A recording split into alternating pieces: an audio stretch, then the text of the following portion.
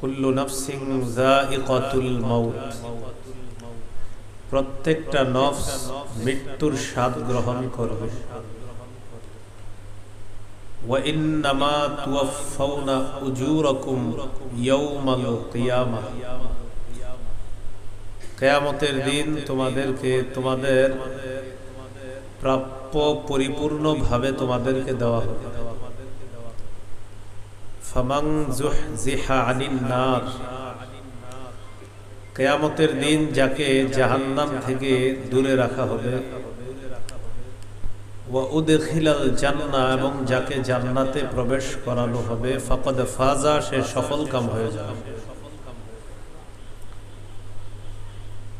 মৃত্যু চূড়ান্ত সত্য কথা, এটা থেকে বাঁচার কোনো রাস্তা নেই।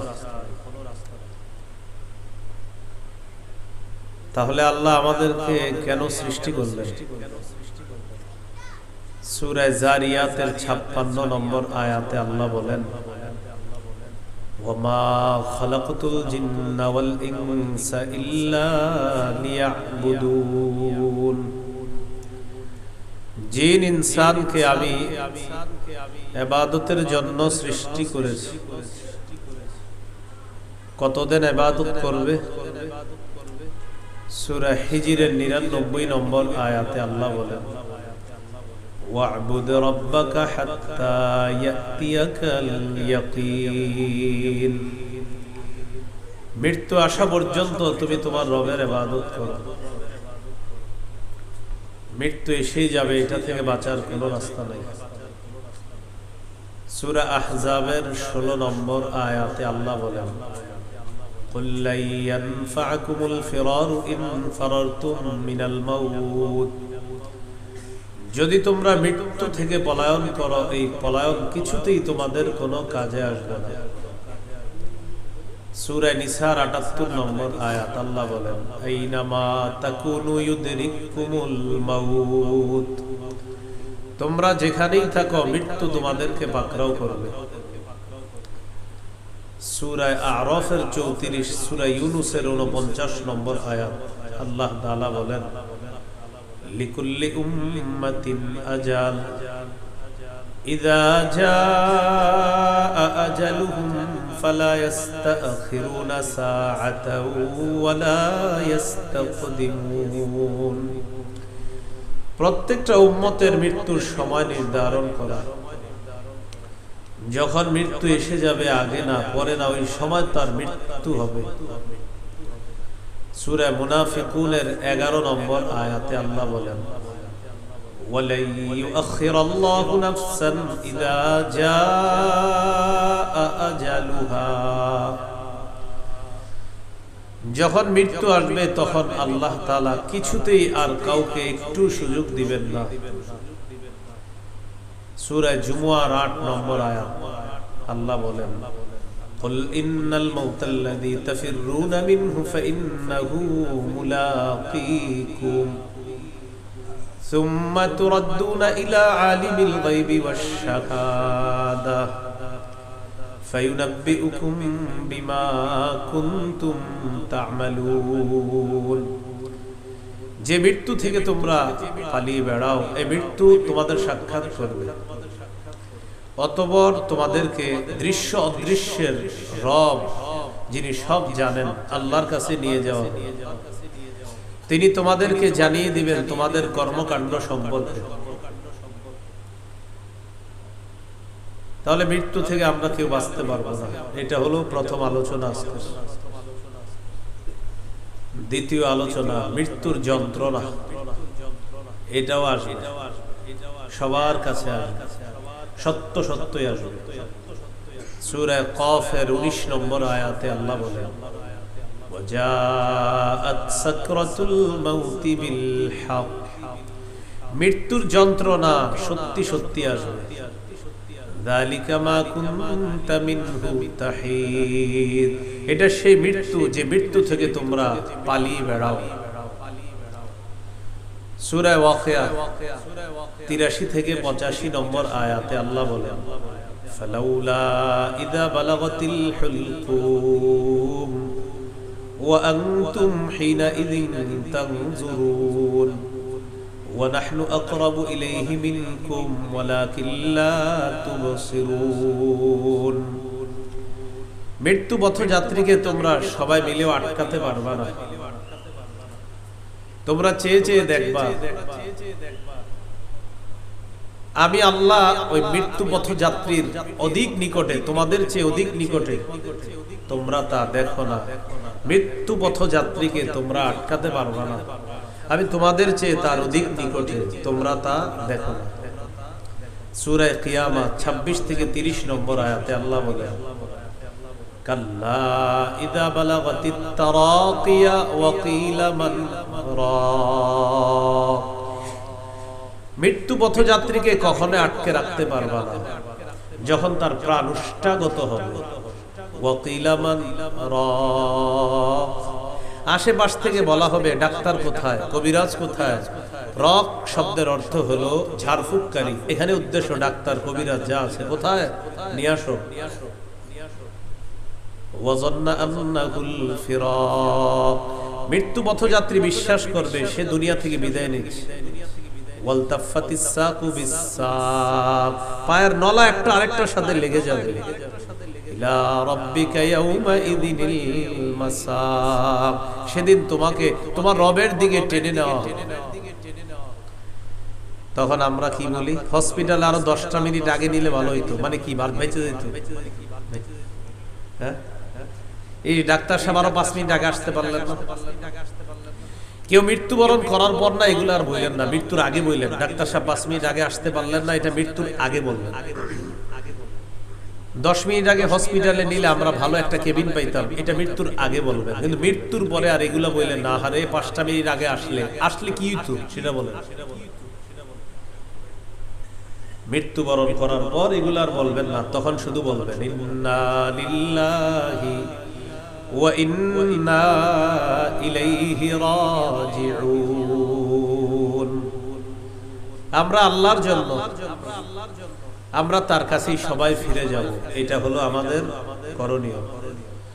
চোখে পানি আসবে তবে আওয়াজ হবে না, এটা হতে পারে। ইন্নাল আইনা তাদমাউ ওয়াল কলবা ইয়াহজান, চোখে পানি আসবে অন্তর ব্যথিত হবে, এতটুকু ঠিক আছে।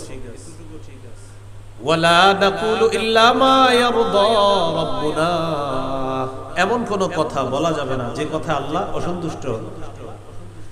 কিন্তু আমরা কি করি, মৃত্যুর পর ওই ব্যক্তির জন্য আমরা পোস্টার বানাই, এরকম ব্যানার বানানো হয়, পিছনে লেখা অমুকের অকাল মৃত্যুতে আমরা শোকাহত, তার বিদেহী আত্মার মাগফিরাত কামনা করছি। কি লেখে, অকাল মৃত্যু, অমুকের অকাল মৃত্যুতে আমরা শোকাহত। আচ্ছা, আপনারা যে অকাল লেখলেন, সে কবে মারা গেলে ঠিক ছিল সেটা বলেন।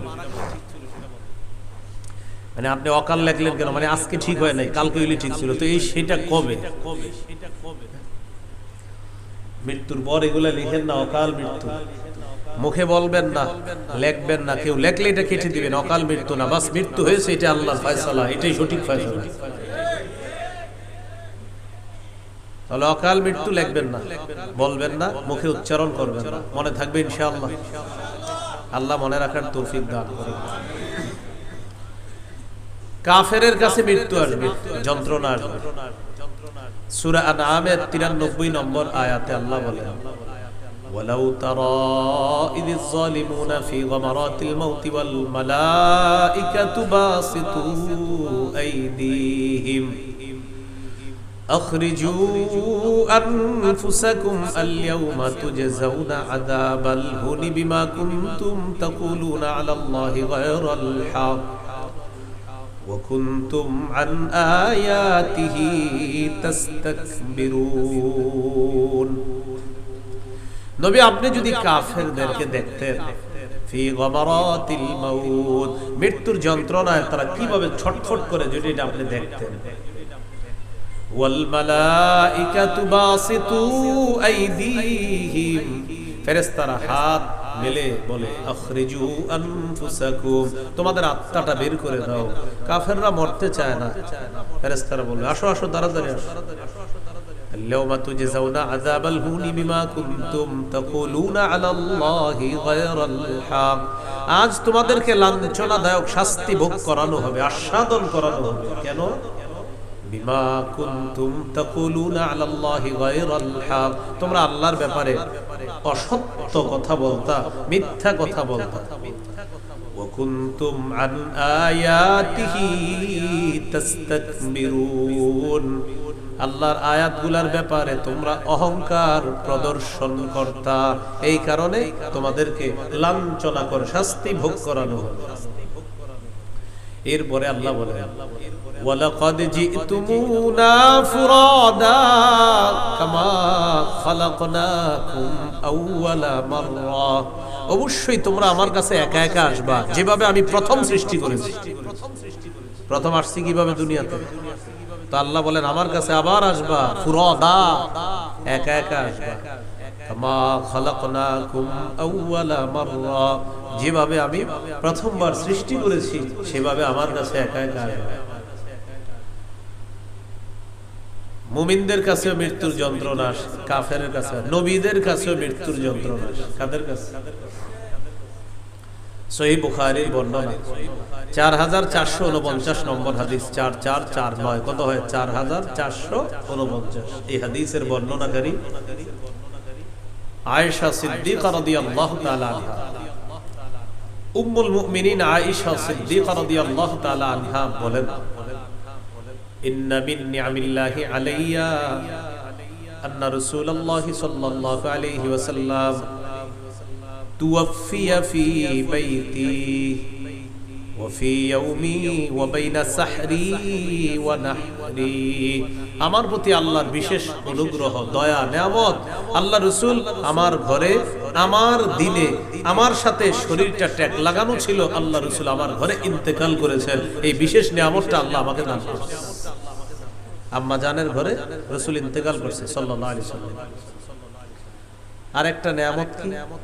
ওয়া আন্নাল্লাহা জামাআ বাইনা রিকি ওয়া রিকিহি ইনদা মাউতিহি, নবীর ইন্তেকালের সময় আমার থুতু আর আল্লাহ নবীর থুতু মুবারক আল্লাহ তাআলা একত্রিত করে দিয়েছেন। নবীর ইন্তেকালের সময় আমার থুতু আর নবীজি সাল্লাল্লাহু আলাইহি সাল্লামের থুতু মুবারক আল্লাহ এক করে দিয়েছেন। এটা কিভাবে? دخل عليه عبد الرحمن بن أبي بكر الصديق رضي الله تعالى عنهما وأنا مسندة رسول الله صلى الله عليه وسلم, আমি রাসূলুল্লাহ সাল্লাল্লাহু আলাইহি সাল্লামকে আমার সাথে হেলান দেওয়া অবস্থায় রেখেছিলাম, আমার সাথে হেলান দেওয়া অবস্থায় রেখেছিলাম নবী। আমার ভাই আব্দুর রহমান ইবনে আবু বকর ঘরে প্রবেশ করছে, বিয়াদিহি সিওয়াক, তার হাতে একটা মেসওয়াক ছিল। কি ছিল? মেসওয়াক। ফাজালা ইয়ানজুরু ইলাইহি, নবীজি মেসওয়াকটার দিকে তাকায় রইছে। আম্মা জান নবীজিকে জিজ্ঞাসা করলেন আখুযুহু লাকা ইয়া রাসূলুল্লাহ, হুজুর আমি কি মেসওয়াকটা আপনাকে এনে দিব? ফাশারা বিরাসিহি নাআম, মাথা নাড়িয়ে বললেন হ্যাঁ মেসওয়াকটা দাও। আম্মা জান বলেন ফাতানাওয়ালতুহু, আমি নবীকে মেসওয়াকটা দিলাম। ফাশতাদ্দা আলাই, আল্লাহ নবী কাছে মেসওয়াকটা কঠিন হয়ে গেল। মেসওয়াকের উপরে নরম থাকা লাগে, তো ওই নরম অংশটা শক্ত, এজন্য নবীজি মেসওয়াক করতে কষ্ট হচ্ছে। আম্মা জান আয়েশা সিদ্দিকা রাদিয়াল্লাহু তাআলা আনহা বললেন উলাইয়িনুহু লাকা ইয়া রাসূলুল্লাহ, হুজুর আমি কি মেসওয়াকটা নরম করে দিব আপনার জন্য? মাথা নাড়িয়ে বললেন হ্যাঁ মেসওয়াকটা নরম করে দাও। আম্মা জান বলেন ফালাইয়ানতুহু, আমি মেসওয়াক নরম করে দিলাম। আমি মেসওয়াক নরম করলাম, আমার থুতু মেসওয়াকের মধ্যে লাগছে। নবী মেসওয়াক করলেন, নবীর থুতু মেসওয়াকের মধ্যে লেগেছে। মেসওয়াকের বরকতে আমার থুতু আর নবীর থুতু মুবারক আল্লাহ তাআলা একত্রিত করে দিয়েছেন। আম্মা জান মেসওয়াকটা নরম করে দিলেন, আম্মা জানের থুতু লাগছে। আর নবীজি সাল্লাল্লাহু আলাইহি সাল্লাম মেসওয়াক করলেন, নবীজিরও থুতু মুবারক লাগছে। এইভাবে মেসওয়াকের বরকতে দুইজনের থুতু আল্লাহ এক করে দিয়েছেন। কথা বুঝে আসছে সবার? এই জন্য মেসওয়াক করা এটা নবীজি সাল্লাল্লাহু আলাইহি সাল্লামের একটা সুন্নাহ। এটা নবীজির একটা কি সুন্নাহ। মেসওয়াকের সুন্নাহটা আমরা সবাই পালন করার চেষ্টা করব, বলেন ইনশাআল্লাহ। তো নবীজির কাছে একটা পানির পাত্র আছে, পাত্রের মধ্যে হাত ঢুকাইলেন, ঢুকানোর পর হাত বের করলেন, ফাজাআলা ইয়ামসাহু বিহিমা ওয়াজহা, নিজের চেহারা মোবারক এইভাবে মুছলেন নবীজি চেহারা মুছতে মুছতে বললেন, আয়েশা ইন্নালিল মাউতি সাকারাত, আয়েশা মৃত্যুর অনেক যন্ত্রণা। নবীজি বললেন, আয়েশা মৃত্যুর খুব যন্ত্রণা। সবাই আদাহু, হাতটা উপরের দিকে তুললেন, তোলার পর বললেন, লা ইলাহা ইল্লাল্লাহ আল্লাহুম্মা ফির রাফিকিল আ'লা। হাত উপরে উঠায় বললেন, লা ইলাহা ইল্লাল্লাহ আল্লাহুম্মা ফির রাফিকিল আ'লা, আল্লাহ শ্রেষ্ঠ বন্ধুর সান্নিধ্যে আমি যেতে চাই। এটা বলে নবী দুনিয়া থেকে বিদায় নিলেন। মালাত ইয়াদুহু, আল্লাহ রাসূলের হাত মোবারকটা পড়ে গেল, নবী বিদায় নিলেন।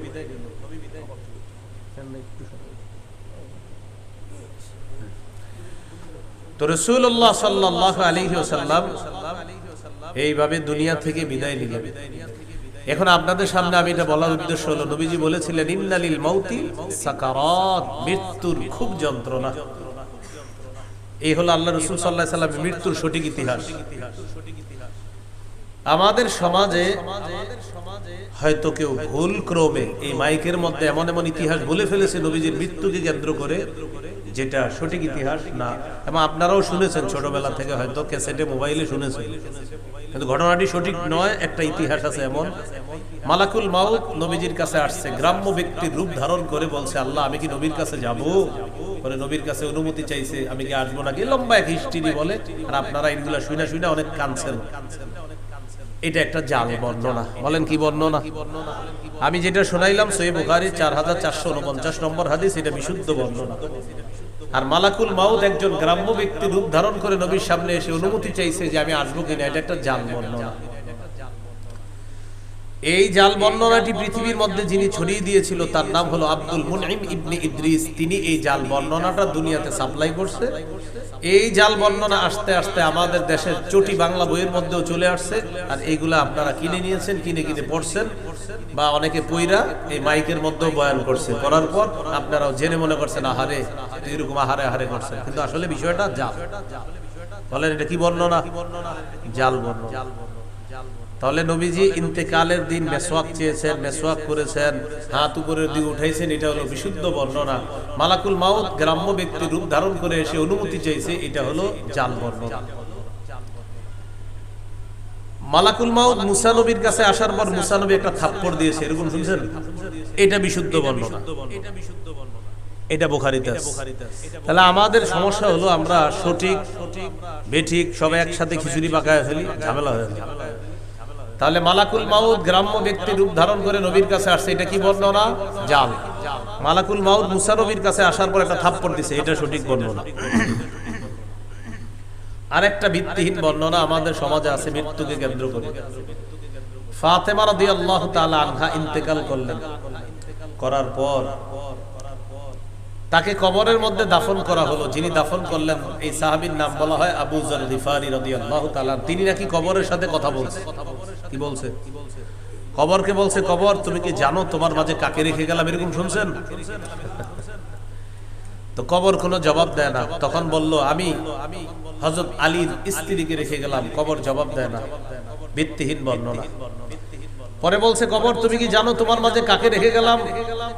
হাসান হুসাইন রাদিয়াল্লাহু আনহুমার আম্মাকে রেখে গেলাম। কবর জবাব দেয় না, ভিত্তিহীন বর্ণনা। পরে বলল, কবর তুমি কি জানো কাকে রেখে গেলাম? মুহাম্মদ সাল্লাল্লাহু আলাইহি সাল্লামের কন্যাকে রেখে গেলাম। কবর জবাব দেয় না, ভিত্তিহীন বর্ণনা। এরকমও শুনছেন আপনারা? শেষে কবর বলছে, শোনো আবু যর, মানে শেষে নাকি কবর জবাব দিচ্ছে। সাহাবীর কি দরকার কবর এটা বলা, আর কবরের কি দরকার জবাব দেওয়া? বলেন। এটা হলো আবু যর গিফারি রাদিয়াল্লাহু তাআলা আনহুর নামে বানিয়ে একটা ভিত্তিহীন বর্ণনা আমাদের সমাজে বলে ফেলেছে। হয়তো কোনো বাংলা বইয়ে চলে আসছে, এগুলা হয়তো কেউ মানে পড়ছে, পড়ার পর মাইকেও বলে ফেলছে। পরে আপনারাও শুনে শুনে বিশ্বাস করেছেন এটাই মনে হয় সত্য, কিন্তু পুরো টোটাল বিষয়টা সত্য না, এটা ভিত্তিহীন বর্ণনা। বিশুদ্ধ বর্ণনা হলো হযরত ফাতেমা রাদিয়াল্লাহু তাআলা আনহা ইন্তেকাল করছে, বুখারীতে আছে। তার স্বামী হযরত আলী জানাজা পড়াইছে, তার স্বামী তাকে দাফন করেছে, এটা বিশুদ্ধ বর্ণনা। আল্লাহ আমাদেরকে অশুদ্ধ বিশুদ্ধ দুইটা আলাদা করে বিশুদ্ধটা মেনে অশুদ্ধটা পরিহার করার তৌফিক দান।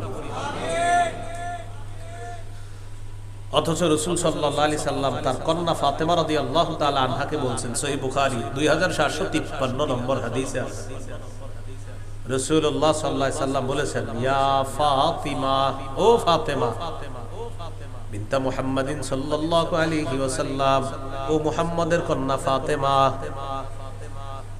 নিজেকে আগুন থেকে বাঁচাও, লা উগনি আনকি মিনাল্লাহি শাইআ, আল্লাহর আযাবের মোকাবেলায় আমি তোমার কোনো উপকার করতে পারবো না।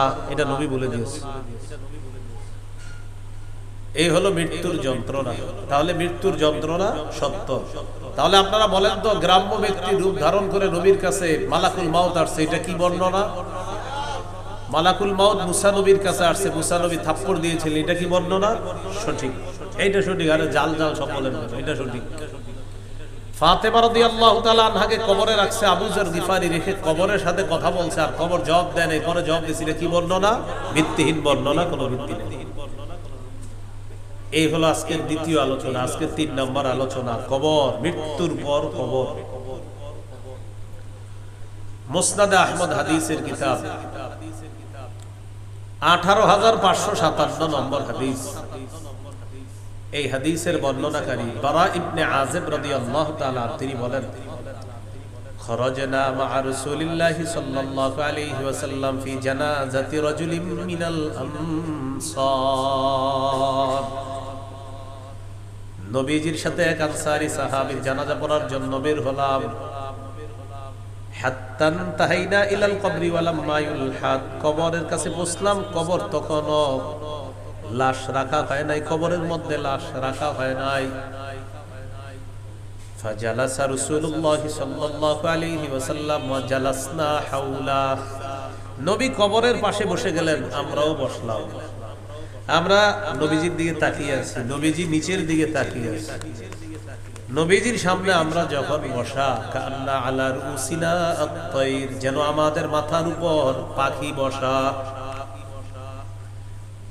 ওয়া ফি ইয়াদিহি উদুন ইয়ানকুতু বিহি ফিল আরদ, আল্লাহ নবীর হাতে একটা লাঠি মুবারক, জমিনের মধ্যে আঁকা আঁকি করতেছে, নিচের দিকে তাকায়। আমরা আল্লাহ নবীর দিকে তাকিয়ে আছি। ফারাফা রাসা, নবী মাথা উঠাইলেন, উঠানোর পর বললেন, ইস্তাঈযু বিল্লাহি মিন আযাবিল কবরি মাররাতাইনি আও সালাসা, তোমরা কবরের আযাব থেকে আল্লাহর কাছে পানাহ চাও। এই কথাটা 2 বার বা 3 বার বলি।